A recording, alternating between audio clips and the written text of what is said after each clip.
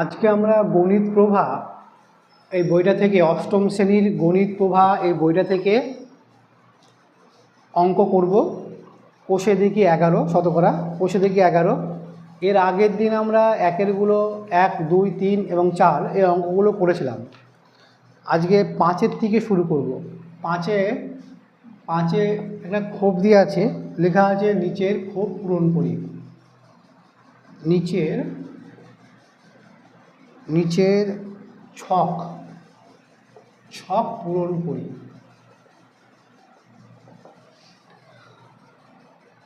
একটা ছক দিয়েছে, আমি ছকটা এঁকে নিই।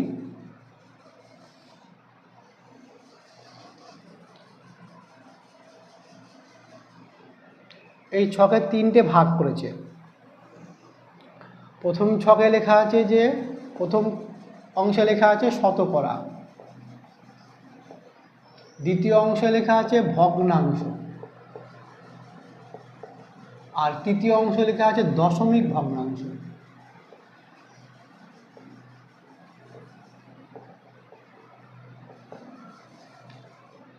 শতকরার নিচে একটা ক্ষোভ দেওয়া আছে এরকম হবে।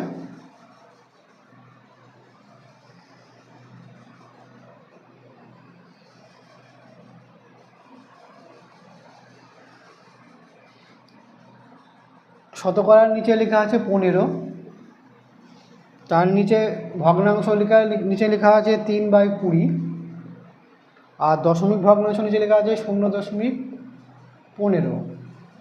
তারপরের ক্ষোভটাতে শতকরার নিচে লেখা আছে 22.1/3, 22.1/3। ভগ্নাংশ নিচে লেখা আছে 2. তারপরের ক্ষোভটাতে 2.1/3। তারপরের ক্ষোভে ভগ্নাংশ নিচে লেখা আছে 1/5। তারপরের ক্ষোভটাতে লেখা আছে দশমিক ভগ্নাংশ নিচে 0.12।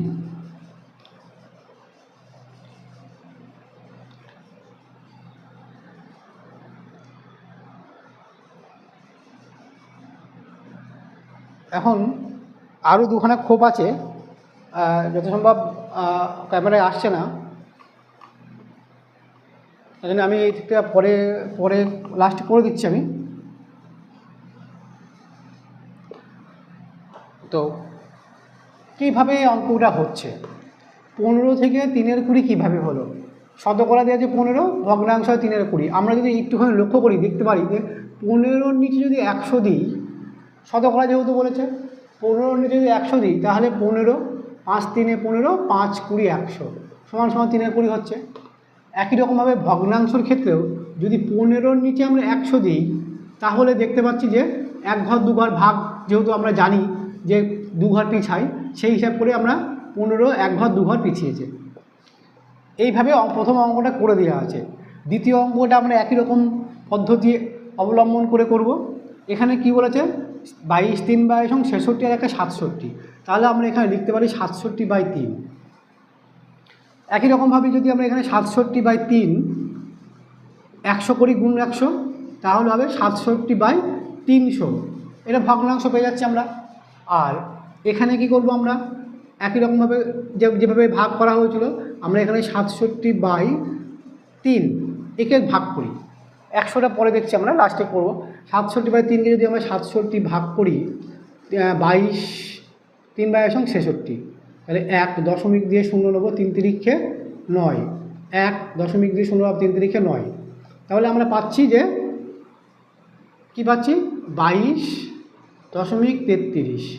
33 মানে কি 3 3 3 এসে যাচ্ছে, তাই জন্য 33 হয় 3 3 3। 33 তো বলা যায় না, দশমিকের পরে সংখ্যা বলতে হয়। তা 2 দশমিক, তাহলে এখানে যদি আমরা 100 লিখি তাহলে আমরা কী হবে, অঙ্কটা এরকম আসবে, দশমিকের পরে 2 ঘর পিছাবে।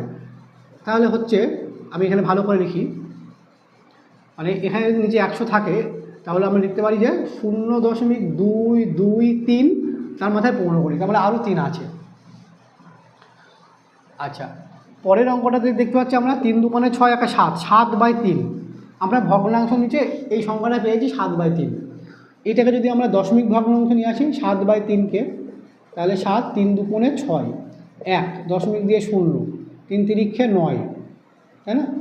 1 আবার 3 থেকে 9 আমরা দেখতে পাচ্ছি যে এটা বারে বারে 3 চলে আসবে, তাহলে আমরা এটা 2.3 তার মধ্যে 15 লিখতে পারি। এবার এইখানে আমরা ভগ্নাংশর ক্ষেত্রে 15 দিয়ে 100 দিয়ে আমরা ভাগ করেছিলাম, কিন্তু ভগ্নাংশ থেকে শতকরায় যেতে হলে আমাদের কী করতে হবে? 100 দিয়ে গুণ করতে হবে। তাহলে 7/3কে আমরা কি করব? 100 দিয়ে গুণ করব। তাহলে 7 100 700/3, তবে আমরা শতকরা পাবো। বোঝা গেছে এটা? একই রকমভাবে যদি আমরা এটাকে ভগ্নাংশ থেকে দশমিক ভগ্নাংশে যাই, তাহলে কত হবে? 1/5 আমরা এখানে লিখতে পারি, দশমিক দিয়ে 0, 5 দুগুণে 10, তাহলে এটা উত্তর কত হচ্ছে? 0.2।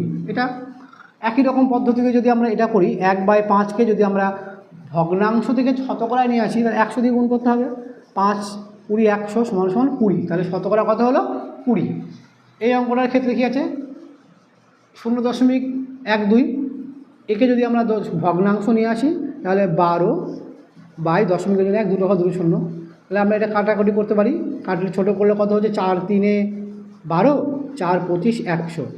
এইটাকেও আমরা যদি ভগ্নাংশ থেকে শতকরা নিয়ে আসি, তাহলে 3 25 গুণ 100, তাহলে 25, 4 25 সঙ্গে 100, 3 4 12, শতকরা কত হবে? 12। নিচে অংশ দেখা যাচ্ছে না, আমি একটুখানি নিচে নামাচ্ছি। এটা নিচে নামিয়েছি, মনে হয় এবার দেখা যাচ্ছে। পরের অংশে ছিল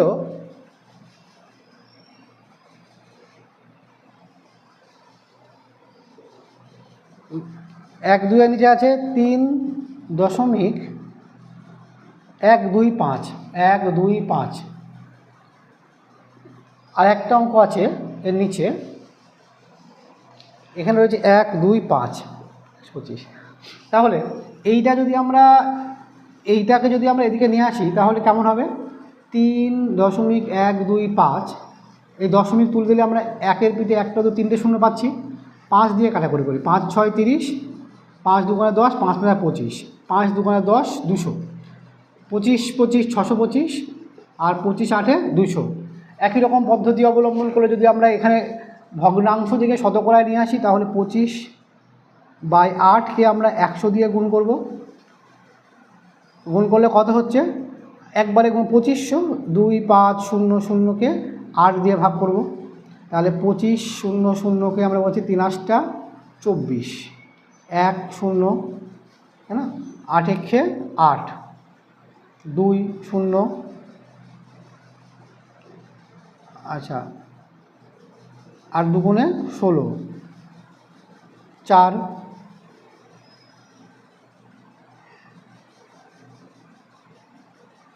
0, 5 40, তাহলে কত হয়েছে? 31 25। এটা আসছে আমাদের।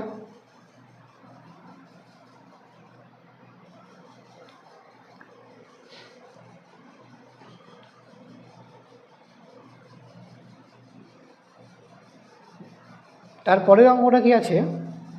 125 দেওয়া হয়েছে। এটা আমরা দেখি একবার। 3 8 24, 1 0, 8 1 8, 9 10 2 0, 8 2 16 19 17 20 40, 5 8 40। ঠিক আছে, 125কে আমরা ভগ্নাংশ যদি নিয়ে আসি, তাহলে 125 ওপরে নিচে থাকবে 100, 25 5 25 সঙ্গে 100, 4 25 সঙ্গে 5/4। এই 5/4কে যদি আমরা ভগ্নাংশ নিয়ে আসি, তাহলে 5 1 5, এই 4 1 4, 1 দশমিক দিয়ে 0 নেব, 4 2 8, 9 10, দশমিক দিয়ে 0 নেব, 4 5 20, তাহলে কত হচ্ছে? 1.25। এই আমাদের অঙ্ক ছিল খোপটা। তাহলে নিচে ছক আমরা পূরণ করলাম। আচ্ছা, এর পরের অঙ্কগুলো করব এবার।